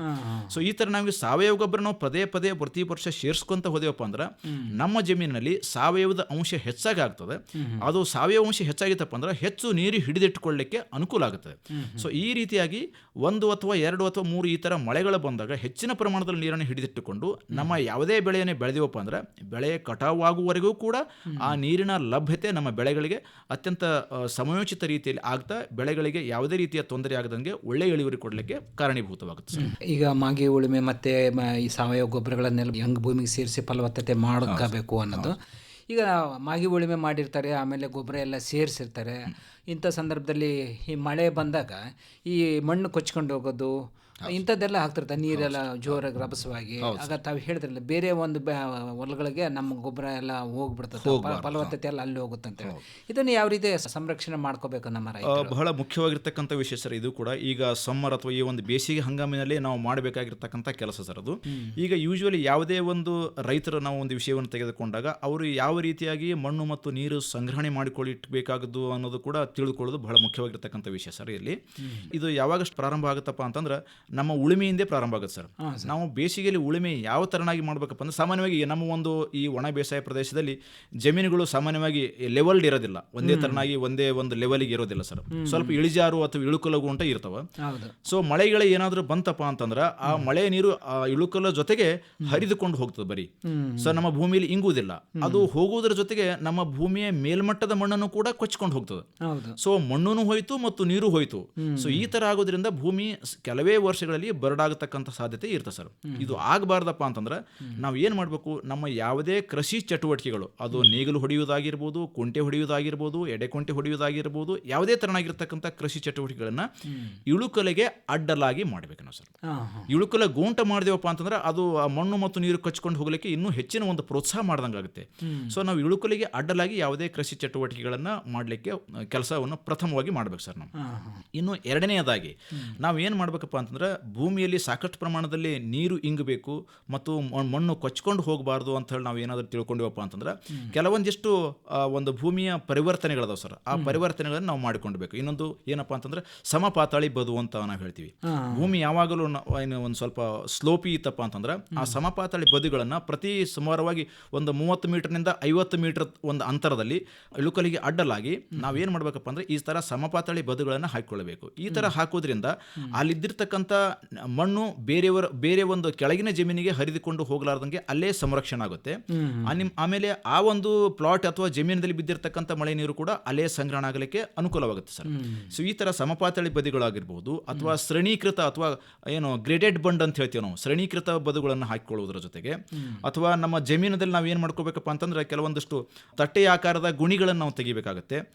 ಅಥವಾ ಅದು ಆಗ್ಲಿಲ್ಲಪ್ಪ ಅಂತಂದ್ರೆ ನಾವೇನು ಮಾಡಬೇಕು, ಕೆಲವೊಂದು ಈಗ ಮಳೆ ಬರುವ ಸಂದರ್ಭದಲ್ಲಿ ಇಳುಕಲಿಗೆ ಅಡ್ಡಲಾಗಿ ಈಗ ಸ್ವಲ್ಪ ನೇಗಿಲು ಸಾಲಿಗಳನ್ನು ಹಾಕಿ ಇಟ್ಕೊಳ್ಳೋದು ಬಹಳ ಮುಖ್ಯವಾಗಿರ್ತಕ್ಕಂಥ ವಿಷಯ ಸರ್. ಈ ನೇಗಿಲು ಸಾಲು ಹಾಕಿ ಇಟ್ಕೊಂಡೇವಪ್ಪ ಅಂತಂದ್ರೆ ಅಲ್ಲಿ ಏನು ರಿಡ್ಜಸ್ ಅಂಡ್ ಫರೋಸ್ ಅಂತ ಹೇಳ್ತೀವಿ ನಾವು. ಅಂದ್ರೆ ಸಾಲು ಹೆಚ್ಚಾಗಿರ್ತಕ್ಕಂಥ ನೀರು ತಡಿಲಿಕ್ಕೂ ಕೂಡ ಅಲ್ಲಿ ಒಂದು ಸಣ್ಣದಾಗಿರ್ತಕ್ಕಂಥ ಆಣೆಕಟ್ಟಿನ ತರಹ ಒಂದು ಆಕೃತಿ ನಿರ್ಮಾಣ ಆಗುತ್ತೆ. ಮತ್ತೆ ಆ ಒಂದು ಕಾಲುವೆಯಲ್ಲಿ ನೀರು ಒಂದು ರೀತಿಯಿಂದ ಇನ್ನೊಂದು ಕಡೆಗೆ ಹರಿದುಕೊಂಡು ಅದೇ ಜಮೀನಿನಲ್ಲಿ ಸ್ಟೋರ್ ಆಗಲಿಕ್ಕೆ ಅನುಕೂಲವಾಗುತ್ತೆ. ಸೊ ಈ ತರನಾಗಿ ಒಂದು ರಿಡ್ಜಸ್ ಅಂಡ್ ಫರೋಸ್ ಕೂಡ ನಿರ್ಮಾಣವಾಗುತ್ತವೆ. ಅದರ ಜೊತೆಗೆ ನಾವು ಕೆಲವೊಂದು ವಿಧಾನಗಳನ್ನು ನಾವು ರೈತರ ಜಮೀನುಗಳಿಗೆ ಅನುಗುಣವಾಗಿ ಏನು ಮಾಡ್ತೀವಿ ಅಂದ್ರೆ ಚೌಕು ಮಡಿಗಳ ನಿರ್ಮಾಣ ಕೂಡ ಮಾಡುವಂತ ನಾವು ಹೇಳ್ತೀವಿ. ಈ ಚೌಕು ಮಡಿಗಳ ನಿರ್ಮಾಣ ಮಾಡಿದೆವಪ್ಪ ಅಂದ್ರೆ ಆ ಚೌಕು ಮಡಿಯಲ್ಲಿ ಬಿದ್ದಿರ್ತಕ್ಕಂಥ ಮಳೆ ನೀರು ಅಲ್ಲೇ ಇಂಗಲಿಕ್ಕೆ ಬಹಳಷ್ಟು ಸಹಾಯವಾಗುತ್ತೆ. ಹೀಗಾಗಿ ಭೂಮಿಯಲ್ಲಿ ಒಂದು ಪ್ರೊಫೈಲ್ದಲ್ಲಿ ಆ ಭೂಮಿಯ ಒಂದು ಕೆಳಗಡೆ ಆ ಮಣ್ಣಿನ ಒಂದು ಪ್ರೊಫೈಲ್ದಲ್ಲಿ ಸಾಕಷ್ಟು ಪ್ರಮಾಣದಲ್ಲಿ ನೀರು ಕೂಡ ಸಂರಕ್ಷಣೆ ಆಗಲಿಕ್ಕೆ, ಜೊತೆಗೆ ಮಣ್ಣು ಬೇರೆ ಕಡೆ ಹರಿದುಕೊಂಡು ಹೋಗಲಿಕ್ಕೆ ಅನುಕೂಲ ಆಗೋದಲ್ಲ. ಸೊ ಈ ತರ ಆಗೋದ್ರಿಂದ ನಮ್ಮ ಒಂದು ಜಮೀನಿನಲ್ಲಿ ಮಣ್ಣು ಮತ್ತು ನೀರು ಸಂರಕ್ಷಣೆಗೆ ಕಾರಣವಾಗುತ್ತೆ. ಇನ್ನು ಬಿತ್ತನೆ ಆದ ನಂತರ ನಾವು ಎಂಥ ಬೆಳೆಗಳನ್ನು ಆಯ್ಕೆ ಮಾಡಿಕೊಳ್ಳಬೇಕಪ್ಪ ಅಂದ್ರೆ ಸರ್, ಯೂಶುವಲಿ ಆ ಭೂಮಿ ಮೇಲೆ ಹರಡುವ ಬೆಳೆಗಳು ಅಂತ ಹೇಳ್ತೀವಿ ನಾವು, ಸ್ಪ್ರೆಡಿಂಗ್ ಅಂತ ಹೇಳಿ. ಅಂದ್ರೆ ಭೂಮಿಗೆ ಪೂರ್ತಿ ಎಲ್ಲ ಒಂದು ರೀತಿಯ ಕವರ್ ಅಥವಾ ಮಲ್ಚ್ ರೀತಿಯಾಗಿ ಹೊದಿಕೆ ಬೆಳೆಗಳಾಗಿ ಸಾಮಾನ್ಯವಾಗಿ ನಾವು ಈಗ ಅಲ್ಪಾವಧಿಯಾಗಿರ್ತಕ್ಕಂಥ ಹೆಸರಿನ ಬೆಳೆ ಆಗಿರ್ಬೋದು, ಉದ್ದಿನ ಬೆಳೆ ಆಗಿರ್ಬೋದು, ಸೋಯಾಬೀನ್ ಆಗಿರ್ಬೋದು, ಇಂಥ ಬೆಳೆಗಳನ್ನ ನೀವು ತೆಗೆದುಕೊಂಡಾಗ ಬಿತ್ತಿದ್ರಪ್ಪ ಅಂತಂದ್ರೆ ಬರೀ ಒಂದು ತಿಂಗಳಲ್ಲಿ ಅವೇನ್ ಮಾಡ್ತಾವ, ಪೂರ್ತಿ ಗ್ರೌಂಡ್ ಅನ್ನ ಕವರ್ ಮಾಡಿಬಿಡ್ತಾವ. ಆಮೇಲೆ ಎಷ್ಟೇ ಜಾಸ್ತಿ ಮಳೆ ಬಂದರೂ ಕೂಡ ಮಳೆ ನೀರು ಸರಾಗವಾಗಿ ಹರಿದುಕೊಂಡು ಹೋಗಲಿಕ್ಕೆ ಅವಕಾಶ ಕೊಡೋದಿಲ್ಲ. ಅವು ಬಹಳಷ್ಟು ನೀರು ಹರಿದುಕೊಂಡು ಹೋಗಲಿಕ್ಕೆ ಅಡ್ಡಲಾಗಿ ನಿಂದಲತಾವ. ಸೊ ಹೆಚ್ಚಾಗಿರ್ತಕ್ಕಂಥ ನೀರು ಅಲ್ಲೇ ಒಂದು ಭೂಮಿಯಲ್ಲಿ ಇನ್ಫಿಲ್ಟ್ರೇಟ್ ಆಗಲಿಕ್ಕೆ ಅಥವಾ ಒಂದು ಭೂಮಿಯ ಮಣ್ಣನ್ನು ಸೇರಿಸಲಿಕ್ಕೆ ಅನುಕೂಲ ಆಗುತ್ತೆ. ಸೊ ಈ ತರಾಗಿ ಹೊದಿಕೆ ಬೆಳೆಗಳನ್ನು ಹಾಕೋದ್ರ ಜೊತೆಗೆ ಸೊ ಈ ತರ ನಾವು ಅನೇಕ ಒಂದು ಪದ್ಧತಿಗಳನ್ನು ಅಳವಡಿಸಿಕೊಂಡಿವಪ್ಪ ಅಂದ್ರೆ ಬಹಳಷ್ಟು ಅನುಕೂಲವಾಗುತ್ತೆ ಸರ್. ಸರ್, ಈಗ ನಮ್ಮ ರೈತರು ಎಲ್ಲ ಭೂಮಿ ತಯಾರು ಮಾಡ್ಕೊಂಡ್ರು, ಆಮೇಲೆ ಗೊಬ್ಬರ ಕೊಟ್ಕೊಂಡು ಎಲ್ಲ ರೆಡಿ ಮಾಡ್ಕೊಂಡ್ರು, ಭೂಮಿಯ ಫಲವತ್ತವಾಗಿರಂಗ ನೋಡ್ಕೊಂಡ್ರು. ಈಗ ಮುಂದಿನ ಒಂದು ಅವರ ಅಂತಂದ್ರೆ ಬೆಳೆ ನಿರ್ಧಾರ ಮಾಡೋದು, ಯಾವ ಬೆಳೆ ಬೆಳಿಬೇಕು, ಆ ಬೆಳೆಯ ನಿರ್ಧಾರ ಯಾವ ರೀತಿ ಮಾಡ್ಬೇಕು, ಅವರ ಭೂಮಿಯ ಒಂದು ಫಲವತ್ತತೆ ನೋಡು ಅಥವಾ ಯಾವ ರೀತಿಯ ಭೂಮಿ ಅಂತ ನೋಡಿ ಅವರು ಬೆಳೆ ನಿರ್ಧಾರ ಮಾಡಬೇಕಾಗುತ್ತೆ, ಹೇಗೆ? ಹೌದು ಸರ್, ಇದು ಕೂಡ ಬಹಳ ಮುಖ್ಯವಾಗಿರ್ತಕ್ಕಂಥ ವಿಷಯ ಸರ್. ಪ್ರತಿಯೊಬ್ಬ ರೈತರು ಏನು ಮಾಡ್ಕೋಬೇಕಪ್ಪ ಅಂತಂದ್ರೆ ಮೊದಲು ನಮ್ಮ ಜಮೀನಿನಲ್ಲಿ ಯಾವ ಒಂದು ಬೆಳೆಯನ್ನು ಹಾಕಿಕೊಳ್ಳಬೇಕು ಅಂತಕ್ಕಂಥದ್ದು ಮೊದಲು ಪ್ಲಾನಿಂಗ್ ಮಾಡ್ಕೋಬೇಕಾಗತ್ತೆ ಸರ್. ಒಳ್ಳೆ ಇಳುವರಿ ಪಡಿಬೇಕಪ್ಪ ಅಂತಂದ್ರೆ ಸೊ ಪ್ಲಾನಿಂಗ್ ಮಾಡ್ಕೋಬೇಕಂದ್ರೆ ಫಸ್ಟ್ ಈ ವರ್ಷ ಯಾವ ಬೆಳೆಯನ್ನು ಹಾಕಿದ್ದೀವಿ ಅನ್ನೋದು ಅವರಿಗೆ ಗುರುತಿರ್ತದೆ. ಮೊದಲು ಈ ವರ್ಷ ಹಾಕಿದ ಬೆಳೆಯನ್ನು ಬಿಟ್ಟು ನೆಕ್ಸ್ಟ್ ಬೆಳೆಗಳ ಕಾಲಗೈ ಅಂತ ನಾ ಏನು ಪ್ರಾರಂಭಿಕ ಒಂದು ಇದರಲ್ಲಿ ಹೇಳಿದೆನಲ್ಲ, ಸೊ ಆ ತರಗಿ ಬೆಳೆಯ ಕಾಲಗೈಯನ್ನು ನಾವು ಮಾಡಬೇಕು. ಸೊ ಈ ತರ ಒಂದು ನಮ್ಮ ಭೂಮಿಯ ಫಲವತ್ತತೆಗೆ ಅನುಗುಣವಾಗಿ ಮತ್ತು ಜಮೀನಿನ ಮಣ್ಣಿನಿಗೆ ಅನುಗುಣವಾಗಿ ನಮ್ಮ ಮಣ್ಣು ಎಷ್ಟು ಆಳವಾಗಿದೆ, ಸಾಮಾನ್ಯವಾಗಿ 1 ಫೀಟು ಅಥವಾ 1.5 ಫೀಟು ಈ ತರನಾಗಿತ್ತಪ್ಪ ಅಂತಂದ್ರೆ ಅತ್ಯಂತ ಕಡಿಮೆ ಆಳದ ಬೇರುಗಳನ್ನು ಹೊಂದಿರತಕ್ಕಂಥ ಬೆಳೆಗಳನ್ನು ನಾವು ಆಯ್ಕೆ ಮಾಡಿಕೊಳ್ಳಬೇಕು ಸರ್. ಸೊ ಇದು ಆದ ನಂತರ ಆಮೇಲೆ ಕೆಲವೊಂದು ಜಮೀನುಗಳಲ್ಲಿ ಬಹಳಷ್ಟು ಆಳವಾಗಿರ್ತಕ್ಕಂಥ ಈಗ 3 ಫೀಟು 4 ಫೀಟು 5 ಫೀಟು 6 ಫೀಟ್ ತನಕನೂ ಕೂಡ ಮಣ್ಣಿನ ಒಂದು ಡೆಪ್ತ್ ಇರ್ತೈತೆ. ಸೊ ಅಂಥ ಒಂದು ಸಂದರ್ಭದಲ್ಲಿ ಆಳವಾಗಿರ್ತಕ್ಕಂಥ ಬೇರುಗಳನ್ನು ಹೊಂದಿರತಕ್ಕಂಥ ಮತ್ತು ವಾಣಿಜ್ಯಿಕ ದೃಷ್ಟಿಯಿಂದ ಬಹಳಷ್ಟು ಪ್ರಾಮುಖ್ಯವಾಗಿರ್ತಕ್ಕಂಥ ಬೆಳೆಗಳಾಗಿರ್ತಕ್ಕಂಥ ಹತ್ತಿ ಆಗಿರ್ಬೋದು ಅಥವಾ ಏನು ಕಡಲೆ ಆಗಿರ್ಬೋದು ಅಥವಾ ತೊಗರಿ ಆಗಿರ್ಬೋದು, ಅಂಥ ಬೆಳೆಗಳನ್ನು ಹಾಕಿಕೊಳ್ಳೋದು ಬಹಳ ಮುಖ್ಯವಾಗಿರ್ತಕ್ಕಂಥ ವಿಷಯ ಸರ್. ಆಮೇಲೆ ಯಾವುದೇ ಬೆಳೆಗಳನ್ನು ಹಾಕಿಕೊಂಡಾಗ ಭೂಮಿ ಸ್ವಲ್ಪ ಫಲವತ್ತಾಗಿ ಇದೆಯೋ ಅಥವಾ ಇಲ್ಲವೋ ಅಂತಕ್ಕಂಥದ್ದು ನಮ್ಮ ರೈತರು ಏನು ಮಾಡಬೇಕಪ್ಪ ಅಂದ್ರೆ ಮೊದಲು ಸಾಯಿಲ್ ಟೆಸ್ಟ್ ಅಥವಾ ಮಣ್ಣಿನ ಒಂದು ಪರೀಕ್ಷೆ ಮಾಡಿಸೋ ಅಂತ ನಾವು ಹೇಳ್ತೀವಿ. ಆ ಮಣ್ಣಿನ ಪರೀಕ್ಷೆ ಮಾಡಿಸಿದಾಗ ಮಾತ್ರ ಆ ಒಂದು ಮಣ್ಣಿನಲ್ಲಿ ಕೆಲವೊಂದಿಷ್ಟು ಪೋಷಕಾಂಶಗಳು ಆದಾವೋ ಇಲ್ಲವೋ, ಇದ್ವಪ್ಪ ಅಂದರೆ ಯಾವ ಮಟ್ಟದಲ್ಲಿದೆ. ಯಾಕಂದರೆ ಪ್ರತಿಯೊಂದು ಮಟ್ಟಕ್ಕೂ ಕೆಲವೊಂದು ಹಂತದ ಒಂದು ಏನು ರಾಸಾಯನಿಕ ಗೊಬ್ಬರಗಳಾಗಲಿ ಅಥವಾ ಸಾವಯವ ಗೊಬ್ಬರಗಳಾಗಲಿ ಹಾಕಲಿಕ್ಕೆ ನಾವು ಹೇಳ್ತೀವಿ ಸರ್. ಅದು ಅತ್ಯಂತ ಕಡಿಮೆ ಮಟ್ಟದ ಫಲವತ್ತತೆ ಇತ್ತಪ್ಪ ಅಂದ್ರೆ ರಾಸಾಯನಿಕ ಗೊಬ್ಬರ ಹಾಕ್ತಕ್ಕಂಥ ಪ್ರಮಾಣದಲ್ಲಿ ನಾವು ಜಾಸ್ತಿ 25% ಜಾಸ್ತಿ ಹಾಕಬೇಕಾಗತ್ತೆ. ಆಮೇಲೆ ಅತಿ ಹೆಚ್ಚಿನ ಪ್ರಮಾಣದಲ್ಲಿ ಏನಾದರೂ ಫಲವತ್ತತೆ ಇತ್ತಂದ್ರೂ ಕೂಡ ನಾವು ಹೆಚ್ಚಿಗೆ ಗೊಬ್ಬರ ಹಾಕಿದೆವಪ್ಪ ಅದು ವೇಸ್ಟ್ ಆಗುತ್ತೆ. ಅನ್ನೆಸರಿ ನಾವು ರೈತರಿಗೆ ಒಂದು ಏನು ಖರ್ಚು ಜಾಸ್ತಿ ಮಾಡ್ದಂಗೆ ಆಗುತ್ತೆ. ಸೊ ಹೀಗಾಗಿ 25% ಶಿಫಾರಸಿನ ಗೊಬ್ಬರಕ್ಕಿಂತ ಕಡಿಮೆ ಹಾಕಿದ್ರೂ ಕೂಡ ನಡೆಯುತ್ತೆ. ಸೊ ಅದಕ್ಕಾಗಿ ರೈತರು ಏನು ಮಾಡಬೇಕಪ್ಪ ಅಂದ್ರೆ ಇದು ಅತ್ಯಂತ ಸೂಕ್ತವಾಗಿರ್ತಕ್ಕಂಥ ಕಾಲ. ಏನು ನಮ್ಮ ಭೂಮಿಯ ಮಣ್ಣನ್ನು ಮೊದಲು ಟೆಸ್ಟ್ ಮಾಡಿಸ್ಬೇಕು ನಾವು. ಆ ಟೆಸ್ಟ್ ಮಾಡಿಸಿ ಆ ಟೆಸ್ಟ್ದು ಒಂದು ರೇಟಿಂಗ್ ಅಂತ ಹೇಳಿ ಬರುತ್ತೆ. ಬಹಳಷ್ಟು ಕಡಿಮೆ ಇದೆಯೋ ಅಥವಾ ಮಧ್ಯಮಾವಧಿ ಇದೆಯೋ ಅಥವಾ ಏನು ಅತ್ಯಂತ ಒಳ್ಳೆಯ ಜಮೀನು ಇದೆಯೋ ಅದನ್ನು ಫಲವತ್ತತೆಯ ಆಧಾರದ ಮೇಲೆ ನಾವು ಶಿಫಾರಸು ಮಾಡಿರ್ತಕ್ಕಂಥ ಗೊಬ್ಬರವನ್ನು 25% ಕಡಿಮೆ ಹಾಕುವುದಾಗಲಿ ಅಥವಾ ನಿಗದಿತ ಪ್ರಮಾಣದ ಗೊಬ್ಬರವನ್ನು ಹಾಕುವುದಾಗಲಿ ಅಥವಾ 25% ಕಡಿಮೆ ಹಾಕುವುದಾಗಲಿ ನಿರ್ಧಾರ ಮಾಡ್ತೀವಿ ಸರ್ ನಾವು. ಸೊ ಕಡಿಮೆ ಇತ್ತಪ್ಪ ಅಂದರೆ 25% ಎಕ್ಸ್ಟ್ರಾ ಗೊಬ್ಬರ ಹಾಕಬೇಕು, ಹೆಚ್ಚಿಗಿತ್ತಪ್ಪ ಅಂದರೆ 25% ಕಡಿಮೆ ಗೊಬ್ಬರವನ್ನು ಹಾಕಬೇಕು. ನಾವೇನು ಶಿಫಾರಸು ಮಾಡಿರ್ತೀವಲ್ಲ ರಾಸಾಯನಿಕ ಗೊಬ್ಬರ. ಆಮೇಲೆ ಮಧ್ಯಮ ಇತ್ತಪ್ಪ ಅಂತಂದ್ರೆ ನಾವು ಎಷ್ಟು ಶಿಫಾರಸು ಮಾಡಿರ್ತೀವಿ ಅಷ್ಟು ಗೊಬ್ಬರವನ್ನು ನಾವು ಭೂಮಿಗೆ ಸೇರಿಸಬೇಕಾಗುತ್ತೆ ಸರ್. ಸೊ ಈ ಥರ ಮಾಡೋದ್ರಿಂದ ಭೂಮಿಗೆ ನಮ್ಮ ಬೆಳೆಗಳಿಗೆ ಒಳ್ಳೆಯ ತರನಾಗಿರ್ತಕ್ಕಂಥ ಗೊಬ್ಬರ ದೊರೆತು ಹೆಚ್ಚಿನ ಇಳುವರಿ ಬರಲಿಕ್ಕೆ ಕಾರಣವಾಗುತ್ತೆ ಸರ್. ಈಗ ಬೆಳೆ ನಿರ್ಧಾರ ಮಾಡಿದ ಇನ್ನು ಮುಂದಿನ ಹಂತ ಅಂದರೆ ಬೀಜ ಖರೀದಿ ಮಾಡೋದು. ಅಂದರೆ ಯಾವ ಬೀಜ ಇಲ್ಲಿ ಖರೀದಿ ಮಾಡಬೇಕು. ಆಮೇಲೆ ಕೆಲವರೆಲ್ಲ ಏನು ಮಾಡ್ತಾರೆ ಅಂದರೆ ತಾವೇ ಶೇಖರಣೆ ಮಾಡಿ ಇಟ್ಕೊಂಡಿರ್ತಾರೆ, ಆ ಬೀಜಗಳನ್ನು ಬಳಸ್ತಿರ್ತಾರೆ. ಇಲ್ಲ ಕೆಲವರು ಅಂಗಡಿಗಳಲ್ಲೆಲ್ಲ ತರ್ತಾರೆ, ಕೆಲವರು ಇಲಾಖೆಯಿಂದ ಖರೀದಿ ಮಾಡ್ತಾರೆ. ಅದ್ರ ಬಗ್ಗೆ ಹೇಳಿ ಸರ್. ಕೆಲವು ಆದ ನಂತರ ಈಗ ಬೀಜ ಅನ್ನತಕ್ಕಂಥದ್ದು ಬಹಳ ಒಂದು ಏನು ಇಂಪಾರ್ಟೆಂಟ್ ಅಥವಾ ಕ್ರಿಟಿಕಲ್ ಇನ್ಪುಟ್ ಅಂತ ನಾವು ಹೇಳ್ತೀವಿ ಸರ್.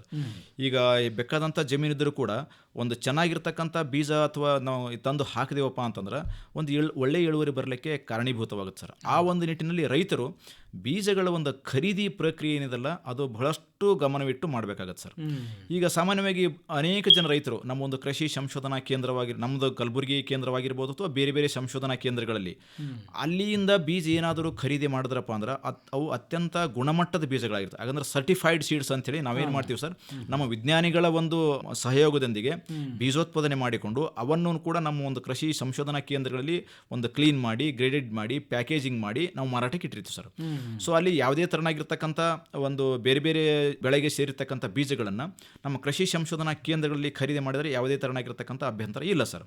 ಈಗ ಕೆಲವೊಂದು ರೈತರು ಏನು ಮಾಡ್ತಾರೆ, ನಮ್ಮ ಒಂದು ಸಂಶೋಧನಾ ಕೇಂದ್ರಗಳಲ್ಲಿ 1 ವರ್ಷ ಬೀಜ ಒಯ್ದು ತಮ್ಮ ಮಟ್ಟದಲ್ಲಿ ಏನು ಮಾಡ್ತಾರೆ ಅದನ್ನು 2 ವರ್ಷ ಅಥವಾ 3 ವರ್ಷ ಉಪಯೋಗ ಮಾಡ್ತಾರೆ. ಅದು 3 ವರ್ಷಕ್ಕಿಂತ ಹೆಚ್ಚಿಗೆ ನಾವು ಉಪಯೋಗ ಮಾಡಬಾರ್ದು ಅಂಥೇಳಿ ನಾನು ಹೇಳ್ತಾ ಇದ್ದೇನೆ ಸರ್. ಯಾಕಪ್ಪ ಅಂತಂದ್ರೆ ಸಾಮಾನ್ಯವಾಗಿ ರೈತರು ನಮ್ಮ ಹತ್ರ ಒಯ್ದಿರ್ತಕ್ಕಂಥ ಬೀಜ ಅವರು ಒಯ್ದು ಈ ವರ್ಷ ಬಿತ್ತನೆ ಮಾಡಿದ್ರೆ ಅಂತ ಇಟ್ಕೊಳ್ಳಿ, ಮೊದಲನೇ ವರ್ಷ ಹೋಯ್ತು, 2ನೇ ವರ್ಷ ಆಯಿತು, ಅವ್ರೇನು ಮಾಡ್ತಾರೆ ಸೆಪರೇಟ್ ಆಗಿ ಕಟಾವು ಅಥವಾ ಏನು ಕೊಯ್ಲು ಮಾಡುವುದಿಲ್ಲ. ಅವೇನು ಮಾಡ್ತಾರೆ, ಅಲ್ಲಿ ಹಳ್ಳಿಗಳಲ್ಲಿ ಸಿಗ್ತಾ ಇರ್ತಕ್ಕಂಥ ರಾಶಿ ಮಿಷನ್ಗಳು ಇರ್ತಾವಲ್ಲ, ಆ ಮಿಷನ್ಗಳಲ್ಲಿ ಕಟಾವು ಮಾಡ್ತಾರೆ. ಆ ಮಿಷನ್ಗಳಲ್ಲಿ ಬೇರೆಯವರು ಹಾಕಿರ್ತಕ್ಕಂಥ ಬೀಜಗಳು ಅದರಲ್ಲಿ ಸ್ವಲ್ಪ ಮಟ್ಟಿಗೆ ಇರ್ತಾವೆ.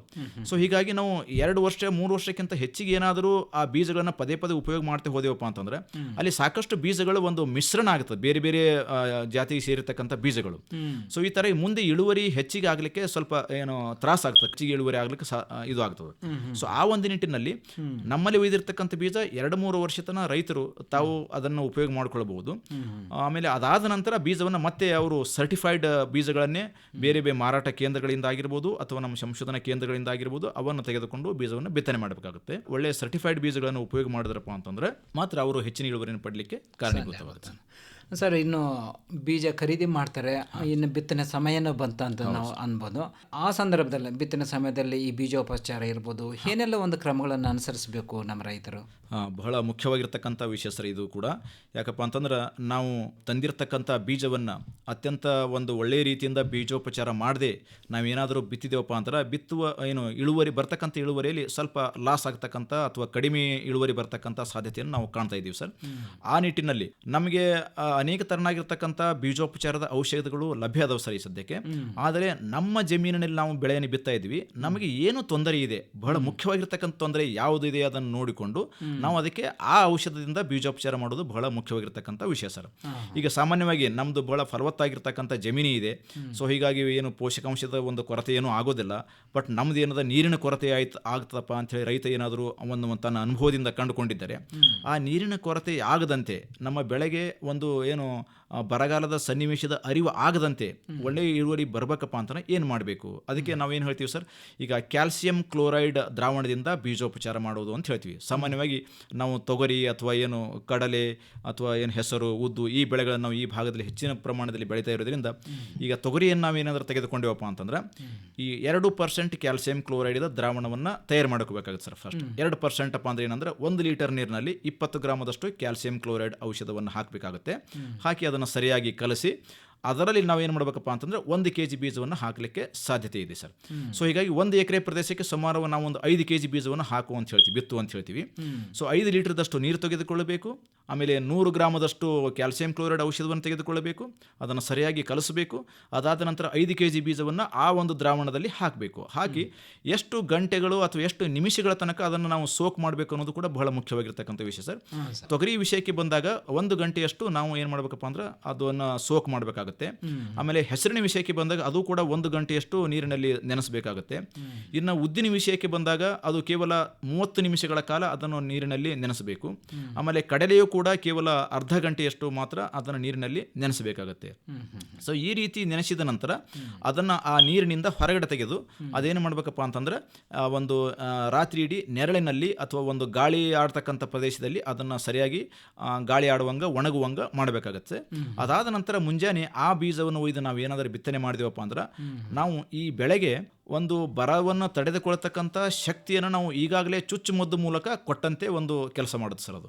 ಆಮೇಲೆ ನಮ್ಮ ಬೆಳೆಗೆ ಒಂದು ನೀರು ಕೊಟ್ಟಷ್ಟು ಈ ಒಂದು ಔಷಧಿಯಿಂದ ನಾವು ಬೀಜೋಪಚಾರ ಮಾಡೋದ್ರಿಂದ ಅನುಕೂಲವಾಗುತ್ತೆ. ಸೊ ಆ ರೀತಿಯಾಗಿ ಒಂದು ಬರಗಾಲದ ಸನ್ನಿವೇಶ ಆಯಿತು. ಇನ್ನು ಬೇರೆ ಬೇರೆ ಈ ಕೆಲವೊಂದು ಬೆಳೆಗಳನ್ನು ನಾವು ತೆಗೆದುಕೊಂಡಾಗ ಅವುಗಳಿಗೆ ಕೀಟ ಮತ್ತು ರೋಗದ ಬಾಧೆ ಇರುತ್ತೆ ಸರ್. ಆ ಕೀಟ ಮತ್ತು ರೋಗದ ಬಾಧೆ ಬರಬಾರ್ದಪ್ಪ ಅಂತಂದ್ರೆ ಅವು ಸೂಕ್ತವಾಗಿರ್ತಕ್ಕಂಥ ಕೀಟನಾಶಕ ಔಷಧಗಳಿದಾವೆ. ಆಮೇಲೆ ಕೆಲವೊಂದಿಷ್ಟು ಶಿಲೀಂಧ್ರನಾಶಕ ಔಷಧಗಳಿದಾವೆ. ಅವುಗಳಿಂದ ಬೀಜೋಪಚಾರ ಮಾಡಿ ನಾವೇನಾದರೂ ಬಿತ್ತಿದೇವಪ್ಪ ಅಂತಂದ್ರೆ ಮುಂದೆ ನಮ್ಮ ಬೆಳೆಗಳಿಗೆ ಬರ್ತಕ್ಕಂಥ ರೋಗಗಳಾಗಿರಬಹುದು ಅಥವಾ ಕೀಟಗಳಾಗಿರ್ಬೋದು ಅಥವಾ ಬರಗಾಲದ ಸನ್ನಿವೇಶವಾಗಿರ್ಬೋದು, ಇವನ್ನೆಲ್ಲ ತಡೆದುಕೊಂಡು ನಮ್ಮ ಬೆಳೆಗಳು ಸರಿಯಾಗಿ ಬೆಳೆದು ಒಳ್ಳೆಯ ಇಳುವರಿ ಕೊಡಲಿಕ್ಕೆ ಕಾರಣೀಭೂತವಾಗುತ್ತೆ ಸರ್. ಒಟ್ಟಾರೆಯಾಗಿ ನಾವು ಹೇಳ್ಬೋದಂದರೆ ಈಗ ಭೂಮಿ ತಯಾರಿಯಿಂದ ಹಿಡಿದು ಒಂದು ಮಣ್ಣಿನ ಫಲವತ್ತತೆ ಮಾಡ್ಕೊಳ್ಳೋದೆ ಹೇಗೆ, ಮತ್ತು ಆ ನೀರಿನ ಸಂರಕ್ಷಣೆ, ಮಣ್ಣಿನ ಸಂರಕ್ಷಣೆ, ಅದರಲ್ಲೂ ಹಸಿರೆಲೆ ಗೊಬ್ಬರಗಳನ್ನು ಬಳಸೋದ್ರಿಂದ ಭೂಮಿಯ ಫಲವತ್ತತೆಯನ್ನು ಹೇಗೆ ಮಾಡ್ಕೋಬೋದು, ಮತ್ತು ಈ ಬೆಳೆ ನಿರ್ಧಾರ ಮಾಡಿದ ಬೀಜಗಳ ಖರೀದಿ ಹೇಗಿರಬೇಕು, ಮತ್ತು ಬೀಜೋಪಚಾರ ಮಾಡಿದ್ರೆ ಏನೆಲ್ಲ ಅನುಕೂಲ ಆಗುತ್ತೆ, ಎಲ್ಲ ಒಂದು ಕ್ರಮಗಳನ್ನು ನಮ್ಮ ರೈತ ಬಾಂಧವರು ಅನುಸರಿಸಿದರೆ ಒಳ್ಳೆಯ ಇಳುವರಿ ಪಡಿಬೋದು ಅಂತ ತಾವು ಹೇಳ್ತೀರಿ ಸರ್. ಹೌದು ಸರ್, ಖಂಡಿತ. ತುಂಬ ಧನ್ಯವಾದ ಸರ್. ಸಾಕಷ್ಟು ಮಾಹಿತಿಯನ್ನು ನಮ್ಮ ರೈತ ಬಾಂಧವರಿಗೆ ತಿಳಿಸ್ಕೊಟ್ರಿ.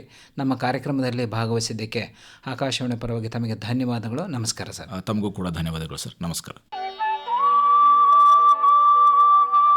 ಮುಂಗಾರು ಪೂರ್ವ ಸಿದ್ಧತೆ ಕುರಿತು ಕಲಬುರಗಿಯ ಕೃಷಿ ಮಹಾವಿದ್ಯಾಲಯದಲ್ಲಿ ಬೇಸಾಯ ಶಾಸ್ತ್ರ ವಿಭಾಗದ ಸಹ ಪ್ರಾಧ್ಯಾಪಕರಾದ ಡಾ. ದೇವಪ್ಪ ಗೌಡ ಪಾಟೀಲ್ ಅವರೊಡನೆ ಇದುವರೆಗೆ ಸಂದರ್ಶನ ಕೇಳಿದ್ರಿ. ಅವರನ್ನ ಸಂದರ್ಶಿಸಿದವರು ಬಿ. ಸಿದ್ದಣ್ಣ.